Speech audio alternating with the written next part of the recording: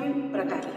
Nosaltres el que fem a Santanyà al Mar és trobada de pregària i el recurs de la dansa contemplativa. I per què dansa contemplativa? Perquè la dansa contemplativa ens ajuda a interioritzar, podríem dir, més la pregària. Perquè en la dansa contemplativa utilitzem el cos per pregar, seguint unes coreografies, amb una música molt escollida, molt bonica, doncs ens ajuda a interioritzar, aquests gestos que fem ens ajuden a interioritzar la pregària. Pregàries de petició, pregàries d'acció de gràcies, pregàries de demanar perdó, pregàries de lloança.